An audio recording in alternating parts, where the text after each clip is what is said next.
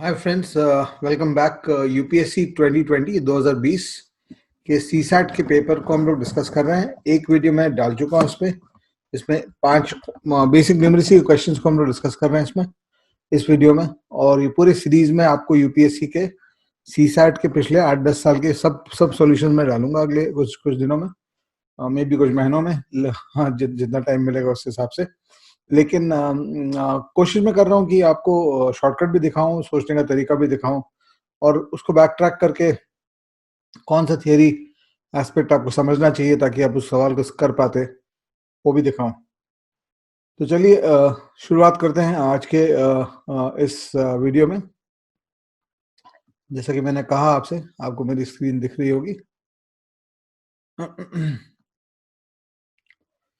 तो जैसा कि मैंने आपसे कहा, मैंने 1 से 5 आपसे पहले डिस्कस किया हुआ इसका। तो उसका वीडियो का लिंक मैं नीचे डाल दे रहा हूँ, जिन्होंने नहीं देखा उसको आप देख सकते हैं। तो आज हम लोग 6 से शुरुआत करेंगे इसकी। क्वेश्चन नंबर 6 है। ये बड़ा अच्छा सवाल है और काफ़ी मुश्किल सवाल है, क्योंकि इसको मैंने देखा है कई एजुकेटर्स और कई ट्रेनर्स के सॉल्यूशन में इसका जवाब गलत दिया हुआ है। और इसका जवाब बहुत जगह आपको ऑप्शन सी दिया हुआ है, जो कि गलत है। यहाँ पे मैं आपको दिखाता हूँ क्यों। इनफैक्ट बहुत सारे आंसर कीज भी मैंने चेक किए, सब में गलत दिया हुआ है इस सवाल का जवाब। तो मैं चाह रहा हूँ कि आपको इसको मैं सही रास्ता दिखाऊं। देखिए, सवाल ये बोल रहा है कि आपके पास 2 स्ट्रेट स्टिक्स हैं ऑफ लेंथ 7.5 फीट। एक लकड़ी है आपके 7.5 फीट की। और ये सब सवालों को आप कोई भी एप्टीट्यूड टेस्ट के लिए तैयारी कर रहे हैं तो इस सीरीज को जरूर फॉलो करिए, क्योंकि यूपीएससी का जो सवाल का क्वालिटी है वो अब अच्छा होने लगा है। और इनफैक्ट लास्ट 4-5 साल से काफी अच्छे क्वालिटी के क्वेश्चन आते हैं। और ये क्वेश्चन आप किसी भी एप्टीट्यूड एग्जाम में उठा के डाल दीजिए, बैंकिंग में डाल दीजिए, एसएससी में डाल दीजिए, इवन कैट में डाल दीजिए, तो ये सवाल वहां पे ऐसा नहीं आंका जाएगा कि बहुत आसान सवाल है। क्योंकि इसमें जो थिंकिंग है, जैसे मैंने कहा, अच्छे अच्छे लोग जो सॉल्व कर रहे हैं, जो पढ़ा रहे हैं, उनसे गलती हुई है इस क्वेश्चन में। क्या क्वेश्चन है ये? एक आपके पास लकड़ी है 7.5 फीट की, और दूसरी है 3.5 फीट 3.25 फीट की। और पूछा गया है कि आप सबसे छोटा लेंथ क्या मेजर कर सकते हैं। तो एक इसमें ऑब्वियस ऑप्शन ये है, ऑब्वियस थॉट ये है कि अगर आप एक 7.5 फीट का मेजरमेंट करते हैं और वहां पे उसके साथ आप 2 बार 3.25 फीट लगाते हैं, तो आपका ये जो गैप होगा बीच का, यहाँ जो गैप बन रहा है आपका इन दोनों के बीच का, ये जो गैप है वो 1 फीट का होगा, क्योंकि ये 7.5 फीट है और ये 3.25 और 3.25 मतलब 6.5 फीट है। तो 1 फीट का गैप यहाँ बन रहा है, तो आप 1 फीट यहाँ पे मेजर कर सकते हैं लेंथ इसमें। और इसलिए बहुत लोगों ने टीचर्स ने भी 1 फीट इस पर आंसर दिया है, जो कि गलत है, क्योंकि इसमें आप 7.5 फीट को भी तो 2 बार इस्तेमाल कर सकते हैं। तो वैसा अगर सोचने शुरू करिए आप, तो 7.5 फीट को अगर आप 2 बार इस्तेमाल करेंगे तो 7.5 + 7.5 15 फीट हो जाएगा। और आपको ये देखना है कि 3.25 फीट के जो मल्टीपल्स हैं वो इसके आसपास पहुंच रहे हैं क्या, ताकि 1 फीट से कम आप मेजर कर पाए। तो 3.25 फीट के जो मल्टीपल्स हैं, एक होगा 3.25, दूसरा होगा 6.5, तीसरा होगा 9.75, और चौथा होगा 13, और पांचवा होगा 16.25। तो यहाँ पे आप देख सकते हैं कि 6.5 7.5 में गैप जो है 1 का है, 13 और 15 में गैप जो है 2 का है, 16.5 और 16.25 और 15 में गैप 1.25 का है। तो अभी तो आपका सबसे छोटा डिस्टेंस 1 आ रहा है। लेकिन अगर आप तीसरे बार इसको करते हैं और इसको 22.5 फीट पे ले जाते हैं, 3 बार 7.5 फीट को इस्तेमाल करिए और इसको 2 बार और इस्तेमाल करिए, 16.25, 19.50, और फिर 22.75, मतलब आप 3.25 वाले को 7 बार अगर इस्तेमाल करिएगा और 7.5 को 3 बार इस्तेमाल करिएगा, तो आप यहाँ पे देख सकते हैं कि 0.25 का गैप आ रहा है, 0.25 फीट का गैप आ रहा है, और इसको आप मेजर कर पाएंगे। और इसलिए इस सवाल का जो जवाब है, सही जवाब जो है वो ऑप्शन बी है, ना कि ऑप्शन सी। बहुत सारे आंसर कीज आप नेट पे देख लीजिए, आप डाउनलोड कर लीजिए अलग अलग अच्छे अच्छे इंस्टीट्यूट्स के, तो भी आपको वहां पे सी दिया हुआ है इसका आंसर, जो कि गलत है। अच्छा क्वेश्चन था, मतलब इस जैसा मैंने कहा, ये क्वेश्चन आप कोई भी एप्टीट्यूड टेस्ट की तैयारी कर रहे हैं तो आपको ये क्वेश्चन पता रहना चाहिए, क्योंकि इस तरह का थॉट प्रोसेस काफी काफी काफी पूछा जाता है, या काफी इम्पोर्टेंट है। ये एलसीएम से रिलेटेड है, लेकिन एग्जैक्टली एलसीएम का सवाल नहीं है, थोड़ा सा आपको एडजस्टेड सॉल्विंग करना पड़ेगा, थोड़ी सी रीजनिंग लगानी पड़ेगी इसमें, इस सवाल में। तो ये 7.5 फीट, ये इसका लॉजिक ये था, 7.5 फीट 3 बार अगर आपने किया, और आपने 3.25 फीट को एक बार किया तो 3.25 हुआ, 2 बार किया तो 6.5 हुआ, 3 बार किया तो 9.75 हुआ, 4 बार किया तो 13 हुआ, 5 बार इस्तेमाल किया तो 16.25 हुआ, 6 बार इस्तेमाल किया तो 19.5 हुआ, और 7 बार इस्तेमाल किया तो 22.75 हुआ। तो आप देख सकते हैं, और इससे छोटा गैप आप नहीं कर पाएंगे, ये भी आपको पता है, बिकॉज 3.25 और 5 और 7.5 में आप ये पॉइंट 0.5 का गैप आप नहीं क्रिएट कर सकते हैं, इसलिए आप यहाँ पे आगे सोचना बंद करेंगे। तो अगर आप ये देखिए, इसको विजुअली देखिए, तो ये 22.5 है, और ये 3.25 के टेबल पे चल रहा है, ये लाल वाला लाइन।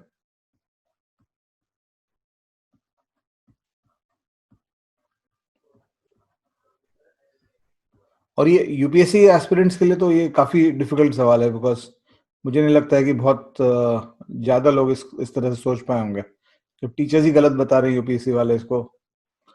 तो आप सोच सकते हो कि आप स्टूडेंट्स ने क्या किया होगा इस सवाल में। ये गैप है 0.25, और 0.25 फीट से मेजर कर सकते हैं। चलिए, बाकी जनरल टिप्पणी देना बंद करता हूं मैं। अगला सवाल, ये ऑफ कोर्स काफी काफी सिंपल है कंपैरेटिवली।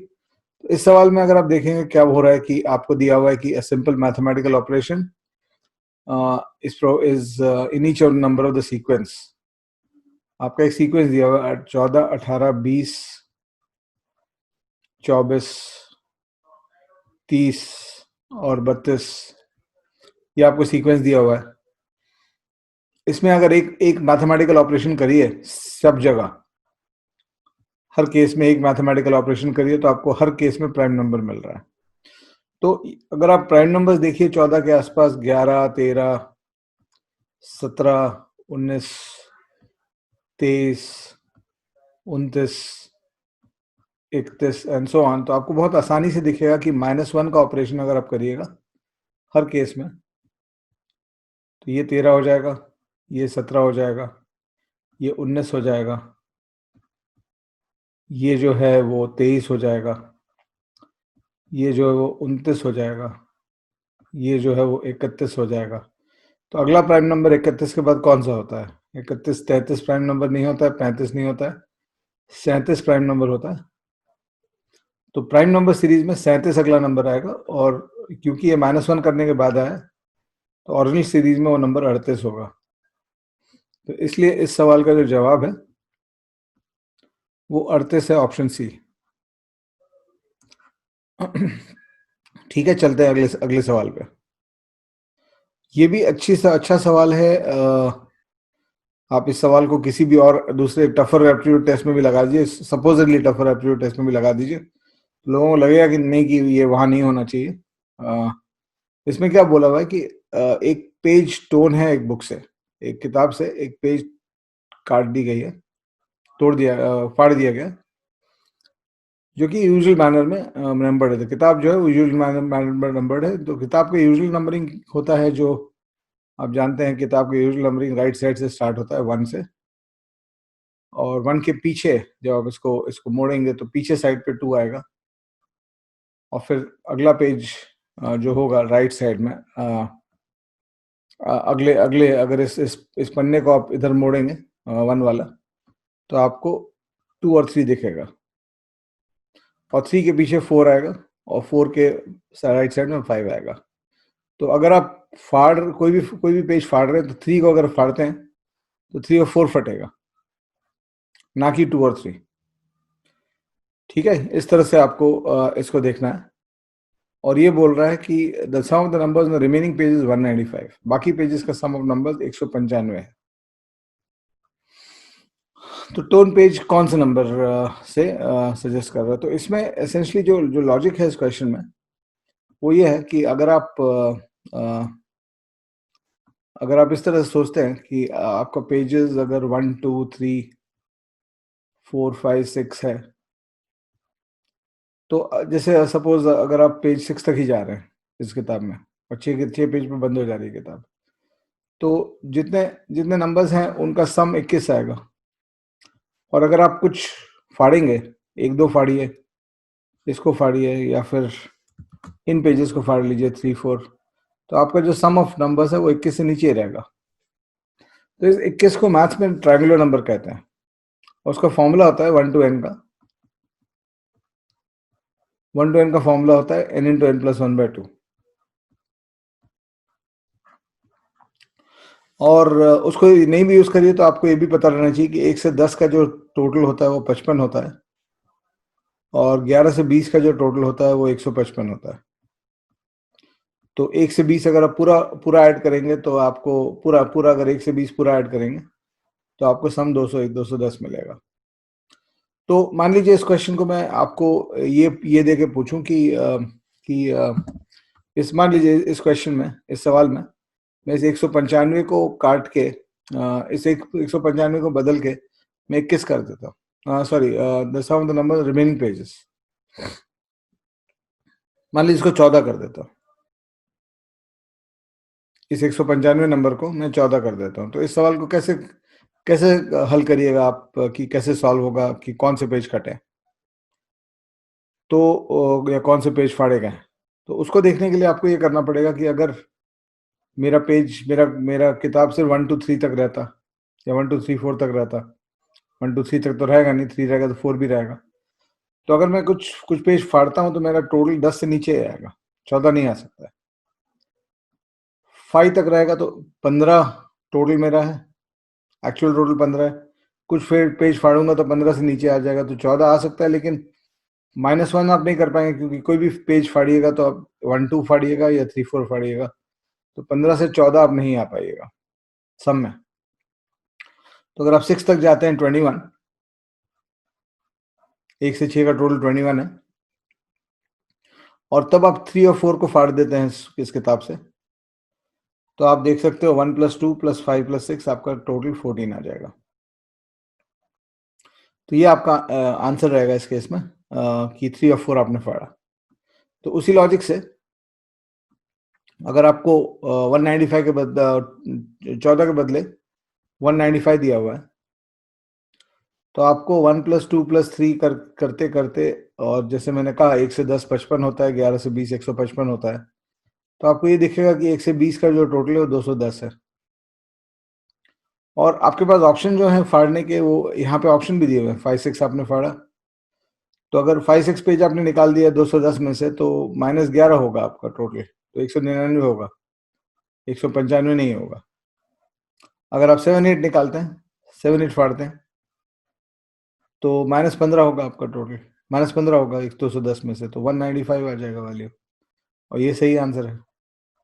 तो इसका मतलब आपने पेज नंबर 7 और 8, टोन पेज नंबर्स,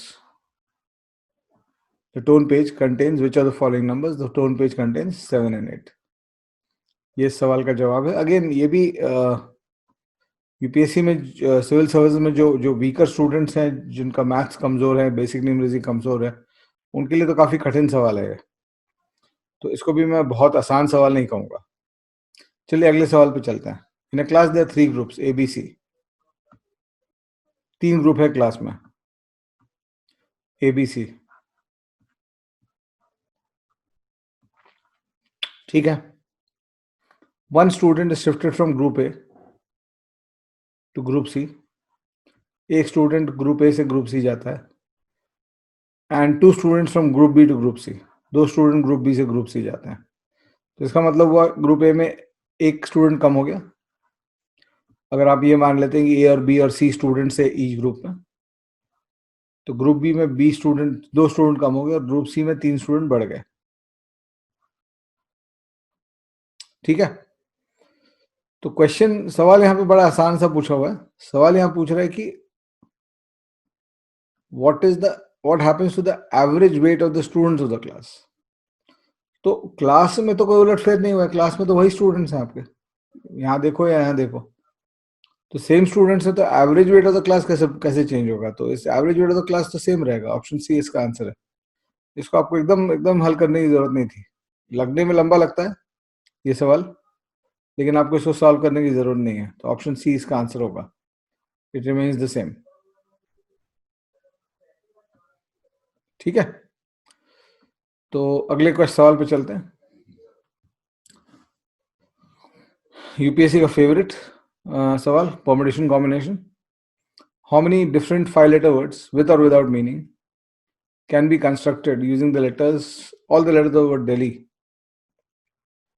ये मेरे सवाल का एग्जाम्पल होता था वाजीराम में, जब मैं परम्यूटेशन कॉम्बिनेशन पढ़ाता था वाजीराम रवि में, तो यही सवाल मतलब यही एग्जाम्पल भी मैं देता था दिल्ली वर्ड फॉर्मेशन वाले क्वेश्चंस में। तो डी और आई से स्टार्ट होगा, ई एल एच आपके बीच में है, डी से स्टार्ट करेगा, has to start with D and end with I, बीच में ई एल एच है, ई एल एच को 3 जगह पे आपको फिट करना है, तो 3 फैक्टोरियल 6 इसका आंसर होगा।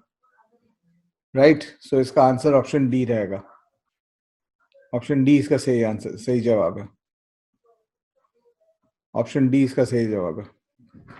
चलिए एक दो क्वेश्चंस और देख लेते हैं आज के इस वीडियो में। 11 देखिए, ये अच्छा सवाल है, फिर आपको सोचने में मजबूर करेगा। सवाल बोल रहा है कि late A3BC and DE2F,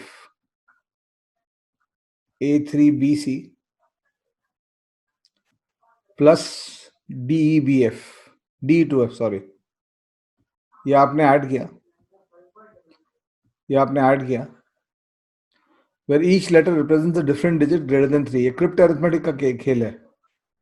her letter different digit denote कर रहा है ग्रेटर देन 3, मतलब आपके पास 6 लेटर हैं, ABCDEF। ये आप मानिए, ये आप देखिए, लिस्ट करना बहुत जरूरी है इसमें, और हर लेटर अलग डिजिट दे रहा है ग्रेटर देन 3। ये आपको सीधा लिखा हुआ है सवाल में कि हर डिजिट आपको ग्रेटर देन 3 नंबर दे रहा है। तो इस सवाल में आपको 4, 5, 6, 7, 8, 9 एलोकेट करना है ABCDEF में, और आपका जो ओवरऑल वैल्यू है, ओवरऑल आउटकम जो है वो 15,902 है, 15,902। और सी और एफ आपके ऑब्वियसली 3 से बड़े हैं, तो ये सी प्लस एफ का वैल्यू 2 नहीं होगा, इसका वैल्यू 12 होगा। पहला चीज आप यहाँ देखिए कि सी प्लस एफ का वैल्यू 12 होना चाहिए। सी और एफ का टोटल 12 होना चाहिए, क्योंकि सी और एफ दोनों 4 से बड़े हैं, 4 ए से बड़े हैं, तो ऐसा नहीं हो सकता है कि सी प्लस एफ सिर्फ 2 हो।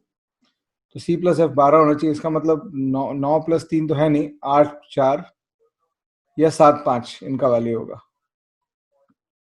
दोनों में से एक पेयर होगा सी एफ का, और वो इंटरचेंज हो सकता है। 8 सी हो सकता है, 4 एफ हो सकता है, या उल्टा भी हो सकता है, 4 सी हो सकता है, 8 एफ हो सकता है। और इंटरचेंज ये भी 7, 5 में भी इंटरचेंज करेगा। ठीक है, अब उसके बाद आपका सी प्लस एफ में एक कैरी ओवर जाएगा, और जब 2 नंबर को आप ऐड करते हैं तो कैरी ओवर हमेशा 1 होगा, क्योंकि आप 2 नंबर को जब ऐड करिएगा तो हमेशा मैक्सिमम 9 + 9 भी करिएगा तो 18 के ऊपर आप नहीं जा सकते हैं, तो आपके अगले कॉलम में कैरी ओवर 1 होगा। इस प्रॉब्लम को क्रिप्ट अरिथमेटिक कहते हैं, और क्रिप्ट अरिथमेटिक काफी कॉमन है प्लेसमेंट के पेपर्स में भी, और यूपीएससी में भी अब आ गया, और बाकी बैंकिंग में उतना तो नहीं आया, लेकिन आप बाकी सब एप्टीट्यूड एग्जाम देखिए। कैट में 2019 में भी क्रिप्ट अरिथमेटिक का क्वेश्चन आया, सवाल आया था, काफी काफी कॉमन है, तो आपको प्रैक्टिस करना चाहिए क्रिप्ट अरिथमेटिक, बड़ा इंटरेस्टिंग सवाल होता है। तो जब आप इस कॉलम को देखेंगे तो आपको b + 1 + 2 = 0 ये मिल रहा है। तो अगर आप b एक कैरी ओवर 1 और 2 इनको ऐड करके अगर आप 0 बना रहे हैं यहाँ पे, तो इसका मतलब यही होगा कि ये इसका सम जो है वो 10 होगा और 1 कैरी ओवर जाएगा। तो अगेन 1 कैरी ओवर इधर, और b + 1 + 2 अगर 10 हो रहा है तो जाहिर बात है कि b का वैल्यू 7 होना चाहिए, और b का वैल्यू 7 है तो CF का 7 5 नहीं हो सकता है, C और F 8 और 4 ही होने चाहिए। तो b का वैल्यू 7 आपको मिल गया यहाँ से। तो इसको अगर हम लोग यहाँ डाल दें कि b जो है वो 7 है, और यहाँ पे डाल देंगे b 7 है, तो 7 यहाँ से हट गया, और 8 4 जो है 8 4 भी हम हटा सकते हैं, ऑल्दो हमको एग्जैक्ट नहीं पता है, लेकिन CF के बीच में 8 और 4 है, किसी भी ऑर्डर में, ऑर्डर में नहीं पता है। तो अब बचा मेरे पास 5 6 और 9, और A D और E के बीच में उसको मेरे को डिस्ट्रीब्यूट करना है। 5 6 9 और A D E के बीच में मेरे को डिस्ट्रीब्यूट करना है इसको। तो ये आपका सिचुएशन क्या है, कितना आपने कर दिया है, कितना बचा हुआ है, ये आपको हमेशा ख्याल रहना चाहिए कोई भी रीजनिंग के या मैथमेटिकल रीजनिंग या इस तरह के सवाल करने में। तो अब आपके पास याद ये रखना है कि आपके पास A D और E को आपको अभी भी एलोकेट करना है। C और F को आप एलोकेट नहीं कर पाए एग्जैक्टली, लेकिन आप अगर सवाल देखिए, सवाल आपसे पूछ रहा है what is the value of difference between values of A and D, तो आपको सिर्फ A और D का पेयर निकालना है कौन सा है, और आपके पास डिजिट जो बचे हैं 4 8 और 7 तो यूज कर लिया आपने, 5 6 और 9 बचे, है ना। तो अब आगे बढ़ते हैं।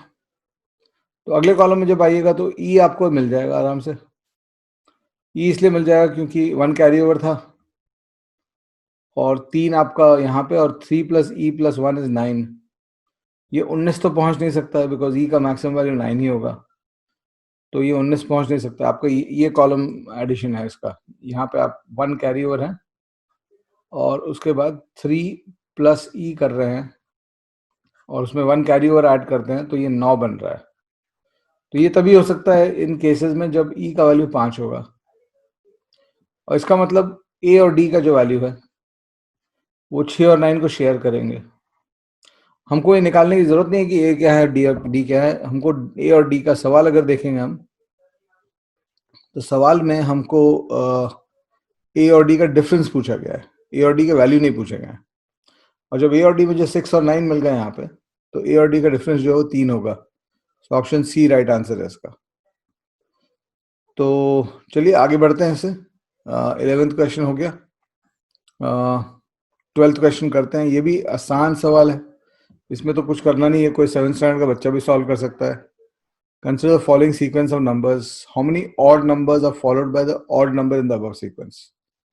तो इसमें अगर मैं देखूं, ये एक ऑड नंबर है 5 which is followed by an odd number. Rule क्या है, एक ऑड नंबर को दूसरे ऑड नंबर से फॉलो होना चाहिए, मतलब अगर मेरा एक ऑड नंबर है तो अगला नंबर भी ऑड होना चाहिए।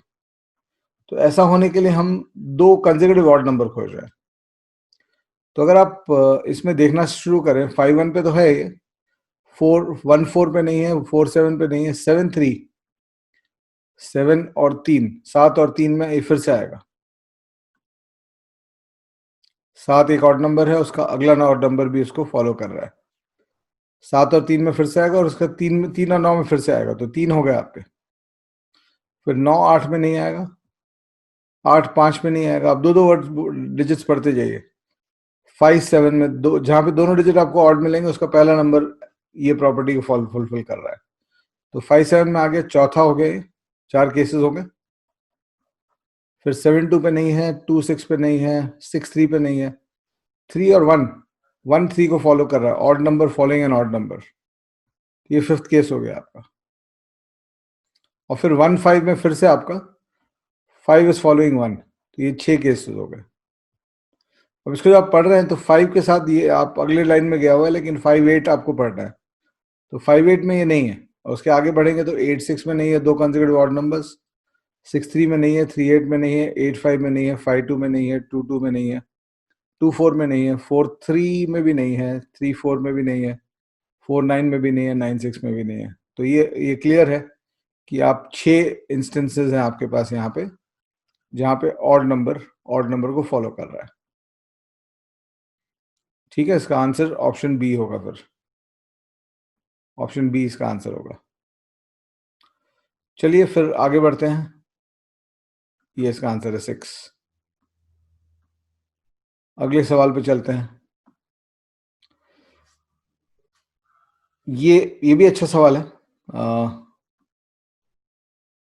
और मेरे वाजीराम के ट्रेनिंग एक्सपीरियंस से मुझे ये दिख रहा है कि काफ़ी बच्चे इसको, जो मेरे स्टूडेंट्स होते थे, वो इसको बहुत लोग सॉल्व नहीं कर पाएंगे।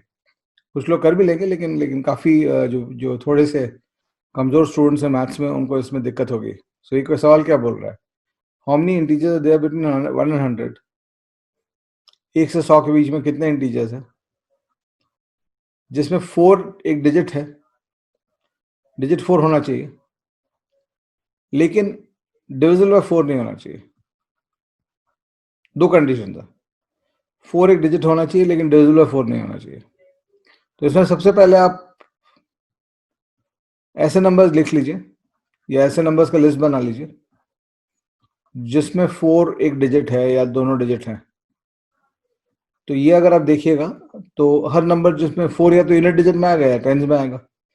तो 4 जब यूनिट डिजिट में आ रहा है, तो ये सब नंबर तुम्हारे आपके जो हैं, ये सब नंबर आपके ऐसे नंबर है जिसमें 4 एक बार है कम से कम। और उसके अलावा 40s में 4 जो है वो यूनिट डिजिट के बदले टेंस डिजिट में भी है। 44 में तो दोनों जगह है, यूनिट और टेंस में। तो 44 को हमको फिर से नहीं लिखना है, क्योंकि हमको 44 के एक बार ही गिनना, अगर गिनना होगा तो ये 40 से लेके 49 तक मेरे 9 नंबर और हैं। 10 नहीं है, क्योंकि 44 को हम यहाँ ऑलरेडी लिख चुके हैं। तो इसमें हमको अब दूसरी छटनी करनी है। दूसरी छटनी इसमें यह है कि आर नॉट डिविजिबल बाय 4। तो ये कंडीशन, पहला कंडीशन कि 4 as a digit, 4 as a digit में तो मेरा कंडीशन आ गया। ये 10 नंबर है और ये 9 नंबर है, तो 19 नंबर में 4 एज ए डिजिट है। अब मुझे देखना है कि इसमें से दूसरी छटनी जब करूंगा, दूसरा कंडीशन जब लगाऊं कि नॉट, ये इन नंबर्स को 4 से डिविजिबल नहीं होना चाहिए, not divisible by 4। They have 4 as a digit but are not divisible by 4। So जो जो डिविजिबल बाय 4 इसको हटा दें यहाँ से। 4, 24, 44, 64, 84, ये 5 हटे। फिर 40, 44 तो हट चुका है, 48। तो आपने 5, 2, 7 हटाए, 19 नंबर में से 7 हटाए, तो आपके 12 नंबर बच जाएंगे, जो आपका आंसर होगा। आप इसको पॉजिटिव काउंट भी कर सकते हैं। 14, 34, 55, 74, 94, ये 5 नंबर हो गए। 6, 7, 8, 9, 10, 11 और 12। तो आप किसी तरह से भी करिए, दोनों एंगल से करिए। 12 माइनस 7 से करिए, या उनको एक्चुअली गिनिए, आपका आंसर 12 ही आएगा। तो ऑप्शन सी इसका सही आंसर है। अगले सवाल पे चलते हैं, 14वें पे। क्या बोल रहे हैं? Let xy be the volumes, mn be the masses of two metallic cubes p and q respectively. तो दो मेटालिक क्यूब हैं आपके। मेटालिक क्यूब जो होता है, वो एक डाइस की तरह दिखता है, बॉक्स की तरह रहता है, लेकिन उसमें ये मैंने बहुत अच्छा नहीं ड्रॉ किया, क्योंकि ये मैंने बॉक्स बना दिया, जिसको क्यूबॉइड बोलते हैं। लेकिन क्यूब में सब साइड सेम रहते हैं, और इनके वॉल्यूम्स हैं क्यूब 1 और क्यूब 2। इनके वॉल्यूम्स x है, इसका वॉल्यूम y है, और इनके मासेस, इसका मास मतलब इनका वेट मान के चलिए, मास इनका जो है वो mn है।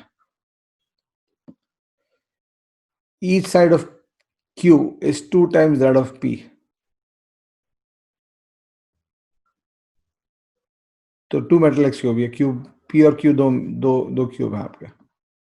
तो अगर p का हर साइड, q का हर साइड में, मतलब अगर P का साइड A है तो Q का साइड 2A हो जाएगा, और A और 2A अगर साइड्स हैं इनके तो वॉल्यूम इसका A क्यूब हो जाएगा और इसका वॉल्यूम 8A क्यूब हो जाएगा। तो x और y का जो रेशियो है वो 1:8 हो गया। ठीक है, और उसके बाद बोल रहा है कि let u is equal to m/x and v is equal to n/y। चलिए आगे देखना। अब मैं x को a क्यूब से रिप्लेस कर दूंगा क्योंकि मैंने p का साइड a लिया है और q का साइड 2a लिया है। तो x को a क्यूब से रिप्लेस कर देता हूं, तो u का वैल्यू जो है वो m/a क्यूब है और v का वैल्यू जो है वो n/8a क्यूब है। ठीक है, सो u और v के बीच में रिलेशनशिप पूछा गया है। Which of the following is correct between u and v?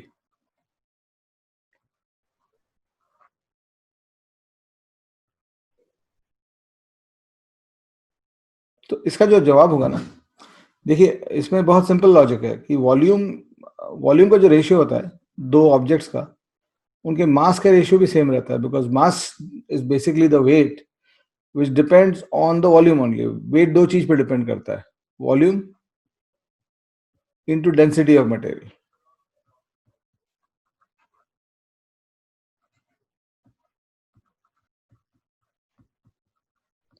यहाँ पे अगर मैं मानूं कि उन दोनों का डेंसिटी सेम है, तो अगर वॉल्यूम का रेशियो 1:8 है तो मास का भी रेशियो 1:8 ही होगा। तो इसका मास अगर m है तो इसका मास 8m होगा। तो n को अगर मैं 8m से रिप्लेस कर दूं तो आप देखेंगे कि u का वैल्यू m/a क्यूब है और v का वैल्यू भी m/a क्यूब ही है। तो ऑब्वियसली u और v बराबर होंगे, ये इसका सही आंसर होगा। तो ऑप्शन सी मेरा सही जवाब है इसमें। ठीक है, क्योंकि अगर आप ये अज्यूम नहीं करते हैं कि इनका मटेरियल सेम है और डेंसिटी ऑफ मटेरियल सेम है, अगर इस अजम्पशन को आप नहीं लेते हैं तो फिर आप इस सवाल को सॉल्व ही नहीं कर पाएंगे,